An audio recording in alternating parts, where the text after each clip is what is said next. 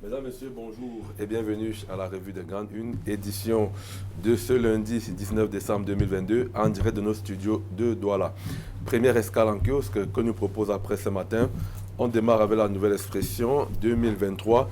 Le carburant sera plus cher, nous dit la nouvelle expression de ce lundi. Le journal écrit que le malheur des Camerounais est que cette hausse des prix va se répercuter sur tous les autres secteurs, notamment le transport, le gaz, les produits alimentaires. La nouvelle expression nous propose la tribune libre du docteur Louis-Marie Cagdeux, économiste et membre du Shadow Cabinet au sein du Social Democratic Front. C'est à retrouver en page 3 du journal La Nouvelle Expression. À la une du journal Mutation, vie chère, les fêtes sans rhume, titre Mutation de ce jour. Les préparatifs de Noël et du Nouvel An sont plombés par la cherté des denrées de grande consommation sur le marché. Reportage à lire en page 9 du journal Mutation. À la une du quotidien Le Jour, le chemin de croix des migrants vers l'Europe, titre le quotidien bleu. Entre 2017 et 2022, plus de 6000 Camerounais ont pris les routes de l'aventure pour la recherche d'une meilleure vie, écrit donc le journal Le Jour. À la une de Cameroun Tribune, États-Unis-Afrique, changement de cap, titre le quotidien bilingue gouvernemental. La relation entre les deux parties devrait connaître une nouvelle impulsion au sortir du deuxième sommet des leaders qui s'est achevé jeudi dernier à Washington. Santé, sécurité, changement climatique, infrastructures numériques seront les principaux secteur de cette relance pour laquelle la partie américaine a d'ores et déjà annoncé un financement de plus de 33 000 milliards de francs CFA. Lire les leçons du sommet États-Unis-Afrique de la page 2 à la page 6 de Cameroun Tribune. Le confidentiel est disponible en kiosque ce lundi matin et revient sur la catastrophe ferroviaire des ECA. La stèle du souvenir, titre l'hebdomadaire bilingue d'opinion, d'enquête et d'analyse. Le confidentiel écrit que 6 ans après l'accident ferroviaire qui avait fait près de 80 morts et 551 blessés, selon les chiffres officiels, la ville des ECA vient de se faire doter d'une stèle en mémoire des victimes de cette tragédie qui avait suscité tristesse, émoi et consternation au sein de la population nationale et même internationale. Le ministre des Transports présidait la cérémonie d'inauguration au nom du chef de l'État, nous dit le journal confidentiel. Autres détails à lire en page 6 et 7 de l'édition de ce jour. À la une de l'économie report, économie, finance, coopération, mines, infrastructure, tour d'horizon des 15 faits majeurs qui ont marqué l'année 2022. C'est à retrouver dans les colonnes de l'économie report. À la une du journal Le Messager, commune de Marois 1er, le chef des récidivistes, titre Le Messager, au mépris de la loi et des textes en vigueur, le préfet du département du Diamaré fait feu de tout bois pour avoir la main mise sur sa gestion de cette mairie. Actualité à retrouver en page 4 du journal Le Messager. Et puis pour terminer, l'indépendant disponible en kiosque s'intéresse au paiement des cotisations sociales, la mise au point de la CNPS, titre hebdomadaire d'enquête, d'analyse et de sondage. Face au phénomène d'arnaque, le bras séculier de l'État en matière de sécurité sociale vient de rendre public le 13 décembre 2022 un communiqué présentant les comptes bancaires indiqués pour percevoir les cotisations. Seuls 31 comptes bancaires sont habilités, nous dit le journal Les Dépendants.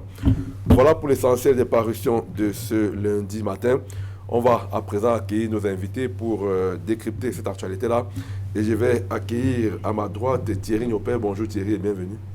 Bonjour Rachid Kamga, bonjour également aux téléspectateurs de la rue des Grandes Unes. Avec votre permission, je vais commencer cette émission en saluant la bravoure des Camerounais de ces gangs petits qui, depuis que les autorités administratives de la région du littoral, notamment de la ville de Djouvrouy, le département de Djouvrouy, ont pris des initiatives interdisant par exemple la circulation des mototaxis de 20 heures à 6 heures du matin. Donc je salue ces gangs petits-là qui, ces derniers jours, ont vraiment de la peine à rentrer chez eux après 20 heures parce que même les motos qui osent braver l'interdit sont purement et simplement arrêtées et mises en fourrière. C'est une mesure on espère qu'il va apporter des solutions définitives aux problèmes de microbes qu'on enregistre dans la métropole économique. Mais je vous rappelle que si on s'arrête là, ça ne servirait pas à grand-chose, parce que les mêmes causes produisant les mêmes effets, on va recommencer là où on s'était arrêté. Il faudrait donc, il y a une décision qui avait été prise il y a presque 7 ans aujourd'hui par les autorités administratives du Vouri, demandant effectivement que chaque arrondissement identifie les différents conducteurs de moto-taxi qui opèrent, et des choisibles avaient été mises à la disposition, en fait les couleurs à la disposition de ces différentes mairies-là. La mairie de la ville de Douala s'est essayée, notamment avec le deuxième adjoint, docteur Roger Nditwa, qui a lancé cette opération d'identification-là, mais une opération qui peine aujourd'hui parce que, dit-on, on manque suffisamment de moyens de ce côté pour mener à bien cette opération jusqu'au terme. Donc il faut vraiment faire un effort là-dessus pour identifier les différents acteurs de ce secteur afin d'éviter aux populations, aux gangs petits qui ont de la peine à rentrer chez eux après 20 heures, de continuer à souffrir le martyre. Nous avons également avec nous ce matin dans le cadre de la revue des Grandes Unes, Bernard Batana. Bonjour Bernard et bienvenue. Bonjour Achille Kamga, bonjour Thierry Niopet, bonjour à tous les téléspectateurs de la revue des Grandes Unes. Le plaisir est renouvelé pour moi d'être une fois de plus là pour parler des choses de la cité République. Et les choses de la cité, donc les journaux nous en proposent ce matin. On va commencer par ce sujet sur la catastrophe des ECA, 6 ans après, une stèle en la mémoire des victimes. Thierry Niopet, votre journal en parle ce matin en grande une. 6 ans après, finalement, la stèle a été inaugurée du côté des ECA par le ministre des Transports, d'ailleurs dont vous avez mis la photo en une. Oui, bien sûr, c'est une actualité qui a beaucoup fait parler d'elle. Ce n'est pas seulement le journal confidentiel, il y a à peu près une dizaine de journaux qui en parlent ce matin. Mais il faut dire quand même que c'était une belle cérémonie pour ceux qui ont eu à voir les images. D'ailleurs, les images sont proposées dans l'édition de ce matin. Il y avait, en termes d'autorité administrative, il y en avait une bonne querelle, y compris les ministres membres du gouvernement. Il y avait également des autorités, des directeurs généraux et le reste. Mais une fois de plus, on est revenu sur cet accident ferroviaire qui avait fait, il faut le souligner de manière officielle, près de 80 morts et 551 blessés. Ça, c'est le bilan officiel. Même comme certains l'anglaise dit qu'il y en avait plus. Mais une fois de plus, on est revenu au cours de cette cérémonie sur les défaillances qui ont entraîné justement ces morts en série là, parce que l'hôpital justement qui avait accueilli l'essentiel des blessés n'était pas suffisamment équipé. L'actuel maire est revenu sur cette défaillance-là. Il rappelle d'ailleurs que même l'hôpital d'Union Équilibre n'est pas suffisamment arrimé aux normes. À l'heure où nous parlons, il y a une ambulance médicalisée qui a été envoyée de ce côté, mais le plateau technique reste suffisamment désuète. Il faut peut-être que le ministère de la Santé publique fasse encore des efforts de ce côté pour permettre aux populations de se soigner de manière efficace de ce côté. Je vous rappelle également que c'est un hôpital qui peut permettre l'évacuation, parce que c'est dans cette... En fait, c'est l'axe lourd passe par là. Et je vous rappelle qu'entre Edea et Boumibé, il n'y a pas un véritable hôpital en dehors de l'hôpital de référence qu'on peut retrouver du côté d'Edea, mais à partir du côté de Boumibé, on n'en retrouve pas facilement. Donc il faut que des autorités administratives fassent des efforts justement pour également permettre la réhabilitation des routes qui mènent de ce côté. On a vraiment fait l'autopsie des problèmes qui gangrènent ce département, cette partie du pays, ce département du centre, parce qu'en réalité, un événement comme cela peut permettre effectivement de revenir sur les différents griefs, sur les attentes, mais également sur ce qui a été fait jusqu'ici. Une stèle à elle seule ne suffit pas pour rendre suffisamment hommage à toutes les personnes qui ont perdu leur vie. La stèle ne suffit sans doute pas, mais Bernard Batana, au moins, on va se souvenir des victimes des ECA. Oui, 6 ans après, parce qu'il faut rappeler que c'était le 21 octobre 2016 que la catastrophe s'était produite, avec tout ce qu'on connaît de... Maintenant, 6 ans après, cette catastrophe est rentrée dans la mémoire collective, avec cette stèle qui a été érigée en la mémoire de toutes les victimes mais nous pensons que cette victime ne seront vraiment honorées que lorsque on aura évacué tous les problèmes inhérents à cette catastrophe du 21 octobre 2016, c'est-à-dire que toutes les victimes vivantes soient indemnisées, que tous ceux qui ont tous les blessés soient couverts par l'assurance, que tous ceux qui ont été victimes au niveau de cet accident ferroviaire soient remis dans leurs droits. C'est à ce moment et à ce moment seulement qu'on pourra penser que définitivement cet accident est rentré dans la mémoire collective. Elle va rentrer davantage dans la mémoire collective si au niveau du corridor, c'est-à-dire comme l'a dit Thierry tout à l'heure, au niveau du corridor qu'emprunte le chemin de fer, toutes les conditions de sécurité soient réunies pour les voyageurs. C'est d'autant plus que le train voyageur Douala-Yaoundé a repris du service. Voilà donc pour ce qui est de cette une du journal Confidentiel, catastrophe des ECA, une stèle en souvenir. C'est le sujet que propose la rédaction du Confidentiel ce lundi matin. Passons à un autre sujet, cher monsieur. 2023, c'est dans quelques jours et des moments difficiles attendent les Camerounais. La nouvelle expression nous dit par exemple que le carburant sera plus cher. Thierry Niopé, 2023, de toutes les peurs, on va le dire ainsi. Mais oui, au-delà du carburant, on a suffisamment récolté ici. Il y a le timbre, il y a beaucoup d'autres éléments qui vont gravir autour de l'augmentation du budget. Rappelez-vous que le ministre des Finances, le Paul Motazé, devant les parlementaires, s'était permis de relever avec force et détail, certainement pour lui, que le Cameroun, comparativement aux autres pays, a fait des efforts en augmentant seulement de 500 francs le coût du timbre, en le comparant à la Côte d'Ivoire, loin d'imaginer effectivement que le SMIC de ce pays ne tourne pas autour de 38 000 francs CFA. Il est largement au-delà de 80 000. Il a oublié effectivement que les salaires en Côte d'Ivoire ont été augmentés de 25%. Il a oublié que dans ces pays, même le Cameroun, même comparativement même au Bénin, ne fait pas le poids en termes de SMIC et en termes de lutte contre la vie chère. Alors quand on regarde effectivement le coût du carburant qui va prendre du galon, je vous rappelle que le coût du carburant a été à l'origine des émeutes de la fin de février 2008, parce qu'on avait justement annoncé ce coût, l'augmentation de ce coût du carburant qui aura nécessairement des conséquences sur plusieurs autres secteurs. Aujourd'hui, quand on parle de transport, le coût du transport, je l'ai dit tout à l'heure, il est difficile aujourd'hui de rentrer après 20 heures à cause de la mesure qui a été prise par le préfet du département du Vouri, parce que beaucoup de personnes utilisent malheureusement ces motos, qu'ils fassent du mal ou pas, c'est très important. Donc le coût du transport a pris du galon aujourd'hui. Il est difficile d'emprunter un taxi après 20 heures sans avoir à proposer au-delà du coût conventionnel. Maintenant, en augmentant le carburant, le coût du transport va augmenter de manière indicible. Le coût des denrées alimentaires, parce qu'on va, généralement on cultive pas en ville, on va prendre des denrées dans des coins reculés et cela aura nécessairement une incidence même sur le coût d'achat de ces denrées de première nécessité-là. Donc, moi je dis, il faudrait que le gouvernement fasse un effort au-delà de dire, d'accompagner beaucoup de secteurs, hein, parce que je vous rappelle que même le carburant, au-delà de cette augmentation-là, reste subventionné, au-delà d'accompagner beaucoup de structures comme telles, gagneraient certainement à prendre plus d'argent, notamment dans les lignes 94 et 65 pour le réinjecter dans ce genre de lignes, afin d'éviter justement que de fil à aiguille, que beaucoup d'autres secteurs soient impactés.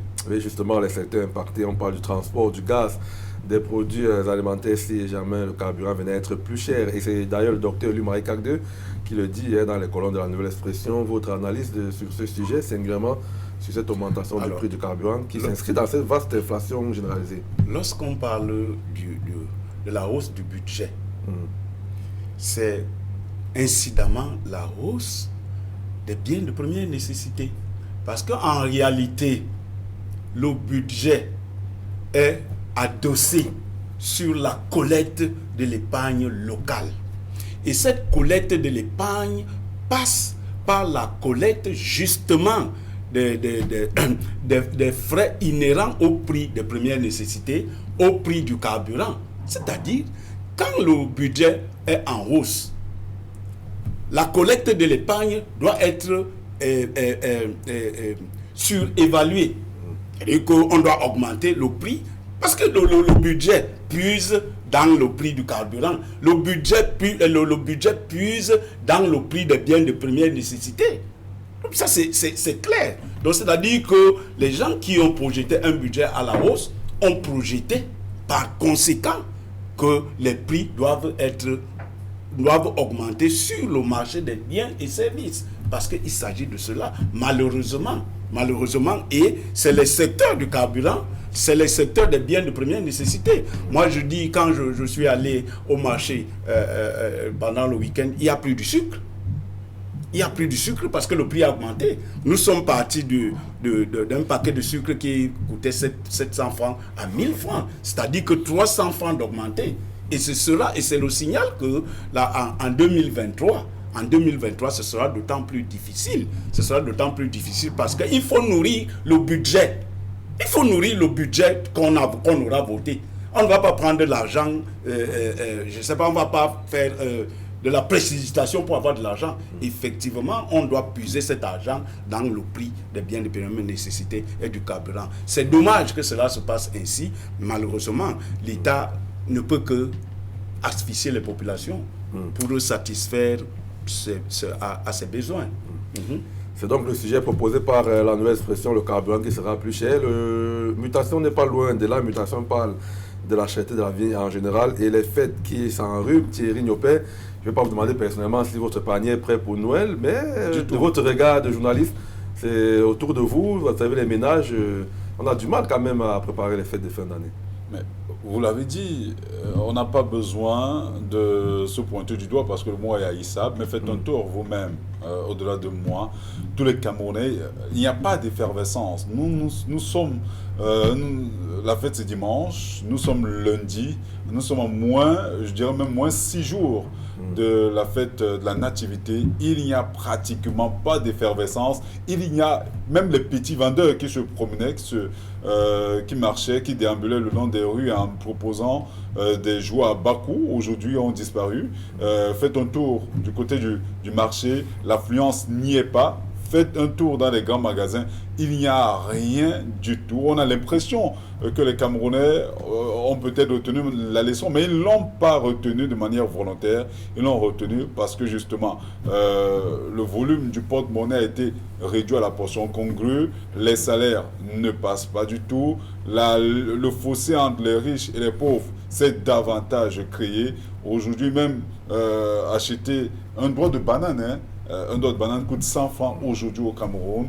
Alors imaginez l'incidence que le carburant aura sur les autres produits. On en a suffisamment parlé tout à l'heure. Alors qu'on parlait il y a peu encore, en septembre 2022, de la restructuration de la SONARA qui permettrait au Cameroun de faire des économies substantielles en matière de dépendance au carburant. Il se trouve malheureusement que chez nous, on prêche davantage par des discours que par des faits sur le terrain. Mais on espère simplement que d'ici à ce soir ou d'ici à demain, les choses pourront quelque peu évoluer, mais j'en doute fort, parce que je vous rappelle que même quand ça stagne au niveau de l'appareil gouvernemental, ça a des répercussions même au niveau du bas peuple. Et regardez effectivement comment le gouvernement lui-même est présenté à la face du monde. Vous avez suivi certainement le président Paul Biya au sommet au sommet États-Unis, Afrique. Vous avez vu les images qui viennent de là, elles ne sont pas du tout réluisantes pour le Cameroun. Il faudrait donc que quelque chose soit fait le plus vite possible pour essayer de frapper du poing sur la table et faire bouger la fourmilière. Parce que à l'allure où vont les choses, je crois que d'ici à 2023, beaucoup de Camerounais vont finir par trépasser. Bernard Batana, alors en cette période, ce qui s'est fait traditionnellement, c'est que le ministre du Commerce descend dans les marchés. D'ailleurs, ça a été le cas samedi dernier pour s'assurer qu'il y a les denrées de première nécessité en quantité et en qualité et puis vendues à bas prix. Mais quand les sirènes retournent dans les ministères, les sirènes de ce cortège s'arrêtent, on a l'impression que les commerçants ils font ce qu'ils veulent avec les prix. Oui, c'est devenu un marronnier pour le ministre du Commerce de descendre à chaque à l'approche des fêtes de fin d'année pour s'assurer que les prix pratiqués sur le marché sont des prix homologués. Il ne s'agit pas d'aller voir si les prix sont homologués. Il s'agit de voir si le marché est effectivement fourni en denrées de première nécessité. Il s'agit de voir si le marché est fait. On peut avoir très peu de denrées de première nécessité et avoir des prix homologués. C'est-à-dire qu'on aura des demandeurs oisifs. Les premiers vont acheter et les autres vont faire comment? C'est ça le véritable problème. Il ne s'agit pas... Là, on a dit aujourd'hui qu'il y a une morosité sur le marché. Et cette morosité prend ses origines loin. Et comme aujourd'hui, c'est-à-dire sur la crise anglophone. Vous savez que la zone anglophone c'est 20% du produit national brut.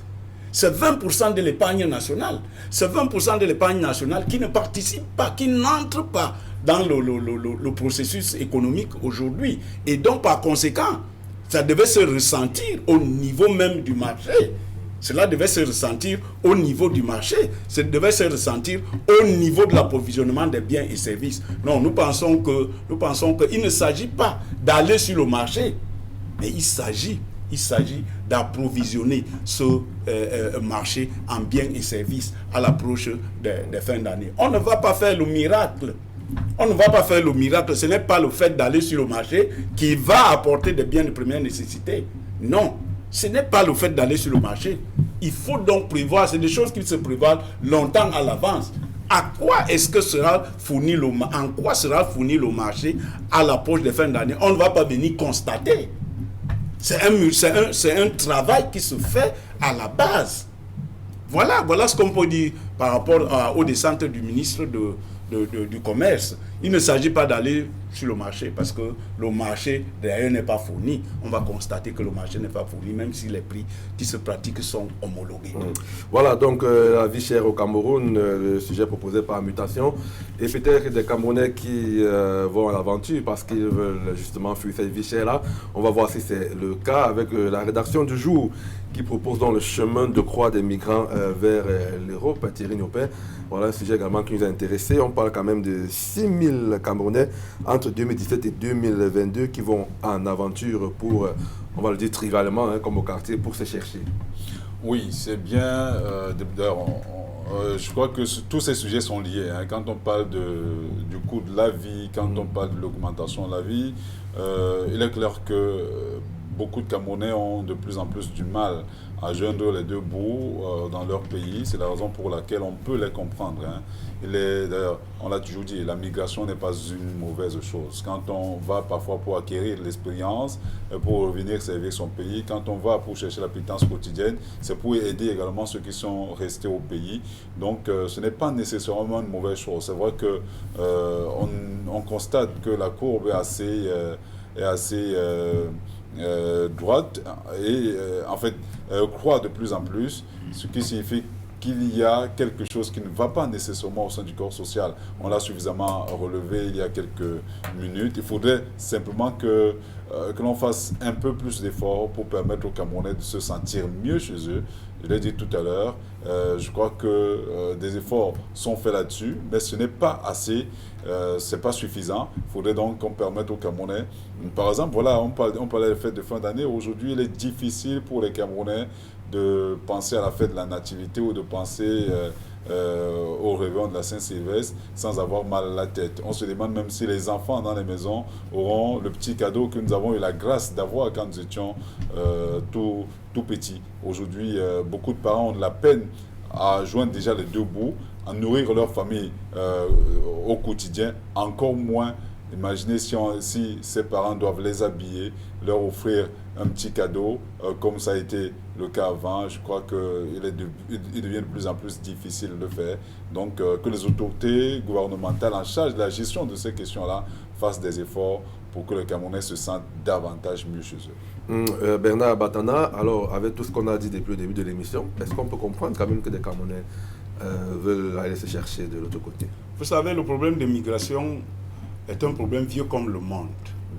Le Maroc, qui est au bord de la Méditerranée, Les Marocains qui sont au bord de la Méditerranée cherchent à migrer pour aller de l'autre côté de l'Atlantique, de l'autre côté de l'océan.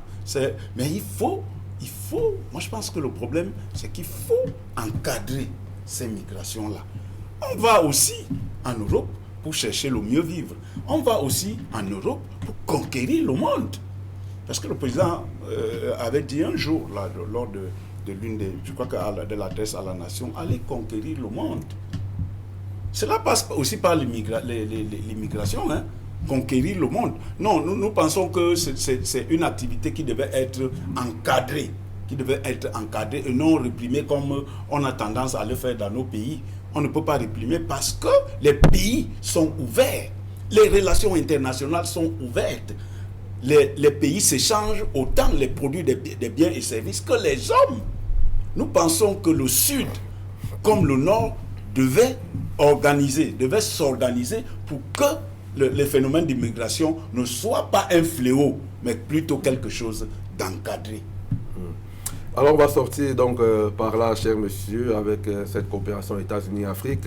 Cameroun Tribune nous parle de changement de cap. C'est à l'issue du sommet États-Unis-Afrique qui s'est déroulé la semaine dernière du côté de Washington DC. Rapidement, Thierry Nopé, quelques clichés à retenir. On a parlé de beaucoup d'investissements dans le secteur de la santé, de la sécurité, changement climatique.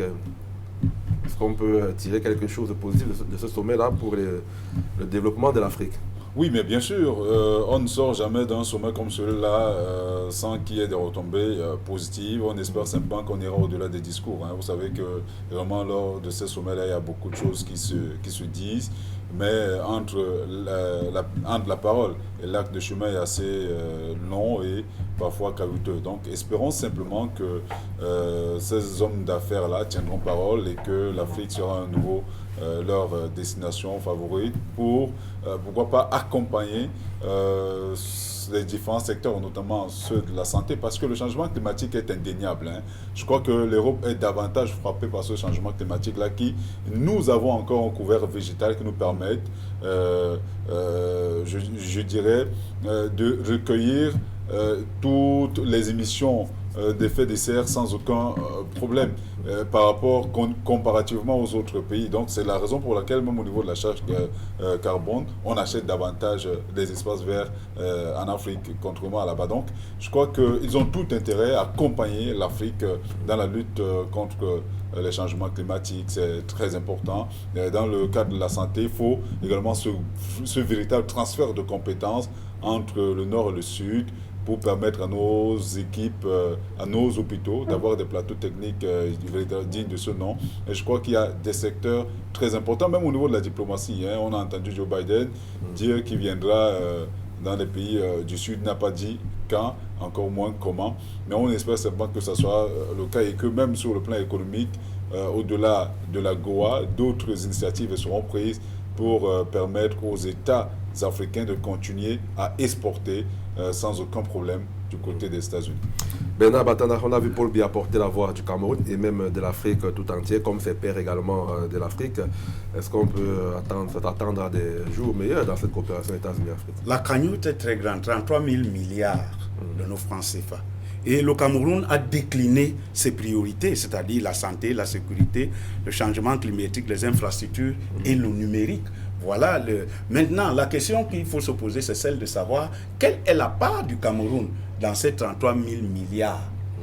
Et ça nous rappelle le discours de la Bolle. En 1990, lorsque François Mitterrand, devant les leaders africains, leur avait dit que moi, je vous donne de l'argent, mais il faut que vous soyez des pays assez démocratiques. Il faut que la pratique de la démocratie soit un usage dans votre pays. C'était la condition pour octroyer des prêts aux pays africains. Aujourd'hui, après la rencontre entre Biden et les leaders africains, quelle est la condition d'octroi de ce crédit-là? C'est la grande question qui est posée par rapport à ça. Est-ce que c'est le niveau démocratique? Est-ce que c'est le niveau économique? Quelles sont les clés de répartition qui vont obéir les États-Unis dans le partage de ces 33 000 milliards de francs? Voilà. Merci Bernard Batanda, merci Thierry Nopé d'être venu décrypter l'actualité de ce jour. Mesdames, Messieurs, merci d'avoir été des nôtres ce matin. Merci à nos équipes techniques en régie, Zéphirin Gondi, Innocent Abega et Emos Fongo. Rendez-vous demain à 9h20. Restez sur Equinox Télévision. Juste après nous, c'est 10-12, le Zénith.